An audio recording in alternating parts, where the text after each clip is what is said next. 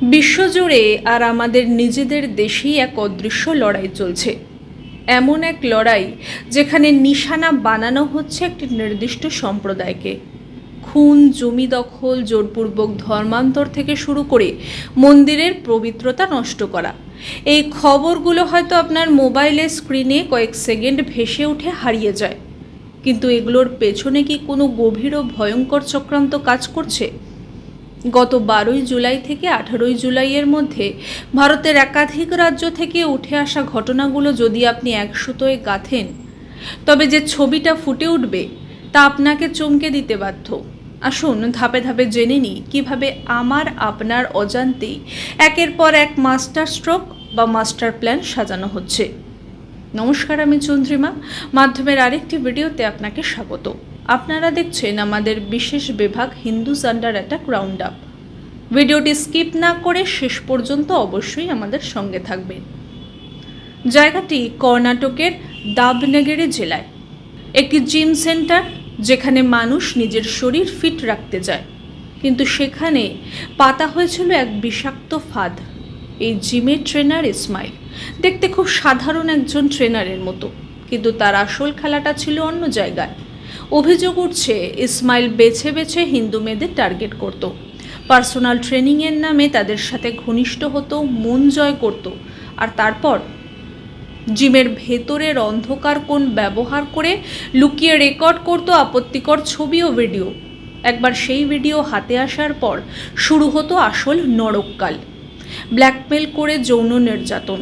এই ব্ল্যাকমেলের শিকার হয়ে এক সম্ভ্রান্ত পরিবারের মেয়ে শেষ পর্যন্ত নিজের প্রাণ দেওয়ার চেষ্টাও পর্যন্ত করল। কিন্তু গল্প এখানেই শেষ হলো না। যখন এই কাণ্ড নিয়ে স্থানীয় মানুষ প্রতিবাদ করল, পুলিশের কাছে গেল, তখন উল্টে রাজনৈতিক মহল থেকে বয়ান এলো, নৈতিক পুলিশিগিরি বন্ধ করুন। ভাবুন একবার, অপরাধীর বিচার পাওয়ার জায়গায় উল্টে সতর্ক করা হচ্ছে প্রতিবাদকারীদের। কিন্তু কর্ণাটকের গল্প এখানেই শেষ হচ্ছে না। এরপর যেটা সামনে এলো তা শুনে দেশের সিকিউরিটি এজেন্সিগুলোর মাথা ঘুরে গেছে। এবার খেলাটা কোনো জিম নিয়ে নয়, সরাসরি দেশের সিকিউরিটি নিয়ে। পুলিশের কাছে গোপন খবর আসে, 2 পাকিস্তানি নাগরিক চুপি চুপি ভারতে এসে থাকছে। পুলিশ হানা দেয় চিক্কাবল্লাপুরে, আর সেখানে গিয়ে ধরা পড়ে যায় ফারা খান আর তার ছেলে ফারদিন। তারা দুজনেই কট্টর পাকিস্তানি নাগরিক। কিন্তু সবচেয়ে অবাক করা বিষয় কি জানেন? এই 2 পাকিস্তানি নাগরিকের হাতে দিব্যি শোভা পাচ্ছে ভারতের ration card, voter ID card. অর্থাৎ এরা ভারতের নাগরিক না হয়েও দেশের নির্বাচনে ভোট দেওয়ার অধিকার পর্যন্ত বাগিয়ে নিয়েছে। কিভাবে সম্ভব এটা? কারণ কোনো সাধারণ মানুষ যদি একটা আইডি কার্ড বানাতে যায়, তাহলে তাকে কতটা কালঘাম ফেলতে হয় বলুন। আর 2 পাকিস্তানি নাগরিক নাকি কোনো ভেরিফিকেশন ছাড়াই সরকারি নথি পেয়ে গেল। তথ্য বলছে এই এক রাজ্যের বিভিন্ন কোণেই নাকি প্রায় 20 লক্ষ বেআইনি অনুপ্রবেশকারী বাসা বেঁধেছে। কিন্তু তোষণের রাজনীতির চশমা পরে কি এগুলো সবই লুকিয়ে রাখা হচ্ছে? এবার চলুন দক্ষিণ ভারত থেকে সোজা যাওয়া যাক পাহাড়ের শান্ত কোলে। উত্তরাখণ্ডের তেহেরি গাড়োয়াল শান্ত পাহাড়ি উপত্যকা, কিন্তু এই শান্তির আড়ালেই লুকিয়েছিল এক শিকারী। বিজনোর থেকে আসা রইস আহমেদ নামের একজন মাংসের দোকানদার। 5ই জুলাই এক বিকেলবেলা এক নাবালিকা হিন্দু মেয়ে সাধারণ প্রয়োজনে দোকানে গিয়েছিল। কিন্তু রইস আহমেদ কি করলো? ভিডিও ফুটেজে দেখা যাচ্ছে রইস আহমেদ দরজায় দাঁড়িয়ে বারবার চারপাশ লক্ষ্য করছে, আর হঠাৎ করেই ভেতর থেকে স্রেফ শাটারটা নামিয়ে দিয়ে খিল তুলে দিচ্ছে। ঠিক 25টা মিনিট সেই ছোট্ট মেয়েটিকে আটকে রেখে ভেতরে চালানো হলো চরম নির্যাতন। বাইরের দোকানদারদের সন্দেহ না হলে হয়তো মেয়েটা ফিরেই আসতো না আজ। কিন্তু আসল রহস্যটা কোথায় জানেন? ঠিক এই ঘটনার 9 মাস আগেই এই এলাকায় একজন নাপিত নাম সালমান, সেও এই একই কাজ করেছিল আরেক নাবালিকার সাথে। 2 অপরাধী, দুজনেরই মূল বাড়ি উত্তরপ্রদেশের বিজনোর জেলায়, আর দুজনেরই কাজ করার ধরন হুবহু এক। এটা কি স্রেফ কাকতালীয়, নাকি একটা নির্দিষ্ট অঞ্চল থেকে আসা একদল লোক বেছে বেছে পাহাড়ি রাজ্যের ছোট ছোট মেয়েদের টার্গেট বানাচ্ছে? উত্তর খোঁজার আগেই চলুন দেখা যাক উত্তরপ্রদেশের এক গ্রামের ভেতর কি ঘটেছিল। উত্তরপ্রদেশের বরেলি জেলা, একটি ছোট কুঁড়েঘর, সেখানে বহু সাধারণ মানুষের ভিড়। মাঝখানে দাঁড়িয়ে প্রেমপাল নামের একজন ব্যক্তি। সে মানুষকে হাত উঁচিয়ে আশ্বাস দিচ্ছে, তোমাদের রোগ ভালো করে দেব, ভূত তাড়িয়ে দেব, বাড়িতে চাকরি এনে দেব, এমনকি ঘরে মেয়ে থাকলে তাদের বিয়ের খরচও দেব। শর্ত একটাই, নিজের পূর্বপুরুষের ধর্ম ছেড়ে অন্য ধর্ম গ্রহণ করতে হবে। 9 জুলাই যখন পুলিশ সেখানে হানা দেয়, হাতে নাতে ধরা পড়ে প্রেমপাল, আর তার কাছ থেকে উদ্ধার হয় হাজার হাজার ধর্মীয় উস্কানিমূলক বই ও নথি। শুধু তাই নয়, হিন্দু দেবদেবীদের উদ্দেশ্যে এমন সব নোংরা ভাষা ব্যবহার করা হচ্ছিল যা শুনে সাধারণ মানুষের রক্ত ফুটতে বাধ্য।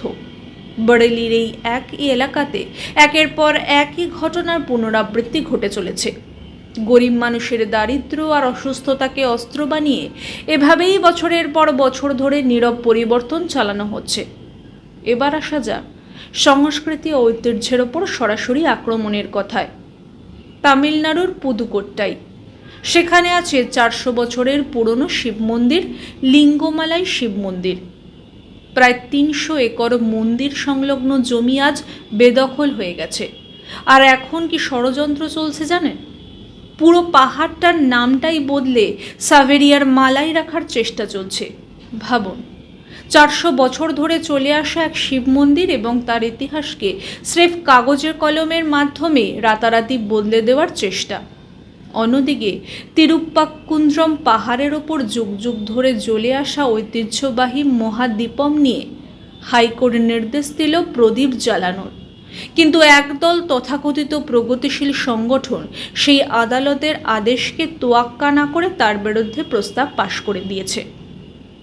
এমনকি সোশ্যাল মিডিয়ায় যখন আফিফা ফাতিমার মতো নোংরা লোকেরা খোলাখুলি হিন্দুদের গালাগালি দেয় বা দেশকে ঘৃণা করার কথা বলে, তখন আদালতের একটা মুচলেখা দিলেই তারা অনায়াসে পার পেয়ে যায়। আইন কি সবার জন্য সমান কাজ আদৌ করছে? আর আমাদের এই তালিকার শেষ এবং সবচেয়ে ভয়ঙ্কর ঘটনাটি ঘটেছে মহারাষ্ট্রের অহল্যানগরে। গত ডিসেম্বরে জার্মান বেকারি বিস্ফোরণে অভিযুক্ত বান্টি জাহাঙ্গীরদারকে দিনের আলোয় গুলি করে ঝাঁঝরা করে দেওয়া হয়। আর তার ঠিক পরেই হিন্দু নেতা সাগর বেগের কাছে একটা ফোন আসে। ফোনটি আসে সরাসরি পাকিস্তান থেকে। গ্যাংস্টার শাহজাদ ভাট্টি সরাসরি হুমকি দেয়, সাগর বেগ, এবার তোকে শেষ করার পালা। এটিএস যখন তদন্তে নামে, তাদের চোখ ছানা বড়া হয়ে যায়। দেখা যায় সাগর বেগকে মারার জন্য একটা গোপন মিটিং হয়েছে। আর সেই মিটিংয়ে কে কে ছিল জানেন? সাবেক ডেপুটি মেয়র হাজি নাজির শেখ আর সিমি জঙ্গি সংগঠন মামলায় অভিযুক্ত আরশাদ শেখ। কিন্তু আসল বোমাটা ফাটে এরপর।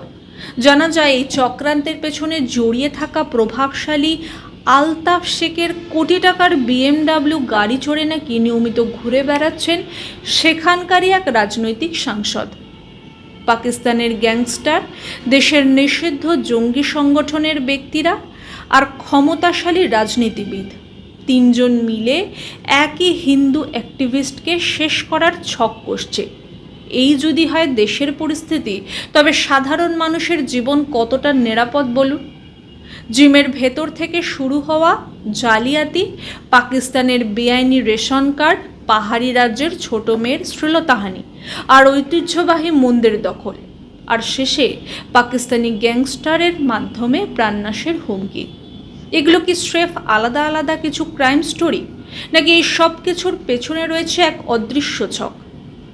আমরা যদি আজ সচেতন না হই, নিজেদের অধিকার আর নিরাপত্তা নিয়ে প্রশ্ন না তুলি, তবে কাল হয়তো আমার বা আপনার নিজের শহরের ইতিহাসটাও এভাবে বদলে যাবে। আপনি এই পুরো বিষয়টিকে কিভাবে দেখছেন? দেশের নিরাপত্তা ব্যবস্থার কি আরও কঠোর হওয়া উচিত? আপনার মতামত কমেন্ট বক্সে অবশ্যই নির্ভয়ে লিখুন। সত্য সবার সামনে তুলে ধরতে ভিডিওটি প্রচুর পরিমাণে শেয়ার করুন। আর এই ধরনের অনুসন্ধানী ভিডিও দেখতে চ্যানেলটিকে এখনই সাবস্ক্রাইব করে বেল আইকনটি প্রেস করে রাখুন। দেখা হবে পরের ভিডিওতে। ততক্ষণ পর্যন্ত সঙ্গে থাকুন, দেখতে থাকুন মাধ্যম। জয় হিন্দ।